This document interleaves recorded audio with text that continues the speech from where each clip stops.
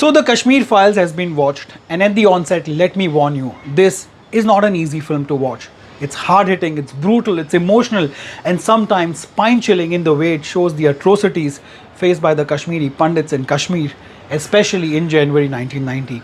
The film is released in theatres all over and not on Z5, as I told you in my video yesterday. Sorry about that. I watched the uncut version in a special screener from Z5, and I'm not sure if what you saw or what you will see in the theatres will have all the scenes that will leave you shocked and numb.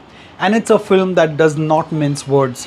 Writer-director Vivek Ranjan Agnihotri takes us straight to the day when the massacre in Kashmir began in January 1990, when a young Shiva, a Kashmiri Pandit, is beaten up while playing cricket.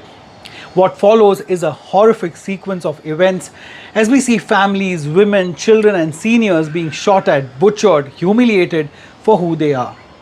It is so brutal and so recent that you will wonder why you never really heard about it living in India. It was 1990, guys. It was the time when most of us were old enough to at least know what's happening around us. I was less than 10 years old back then, but I remember the serial blast in Mumbai, the riots in Mumbai, the hijacking of the IC-814 much later in the 90s, of course. But over the years, we have only heard some scattered voices about the plight of the Kashmiri Pandits.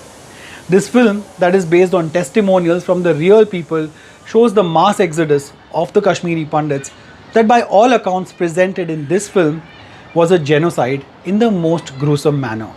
Vivek Agnihotri drives his narrative through the eyes of the Pandits, a Kashmiri family led by retired teacher Pushkar Rath, played brilliantly by Anupam Kher, who sees his entire family perish at the hands of the militants who forced themselves into his home and killed defenseless people. Anupam Kher gets into the skin of his character of a true blue Kashmiri who never loses hope of returning to his motherland. In many ways, he becomes the voice of his people trying to fight the killers who don't think twice before pulling the trigger on his people. Mithun Chakravarti gives IAS officer Brahma Dutt an honest and emotional portrayal. He lives the trauma of a man who is supposed to be in power and help the people around him, but instead he feels helpless, powerless and severely let down by the administration that becomes a mute spectator to all the bloodbath in Kashmir. Darshan Kumar seems a little older for the role of a student, but as the film reaches its climax, his moving monologue justifies casting him in the role of the gullible Krishna Pandit who is only fed lies about the past, present and the future of Kashmir, including about the fate of his own family. Pallavi Joshi's character is over the top for sure, but somehow it mirrors a section of our society that wouldn't let peace prevail in Kashmir at any cost. Rest of the artists, including those in smaller but critical roles like the one who plays Shraddha Pandit, do their jobs perfectly well. This one is not an easy watch. This mustn't have been an easy make either. So full marks to Vivek Agnihotri for ripping off the band-aid and revisiting the pain of lakhs of Kashmiri Pandits whose bloody tales of violent end never really made it to the mainstream narrative. Many have criticized the film for not being balanced, but that was clearly not what the film story is all about.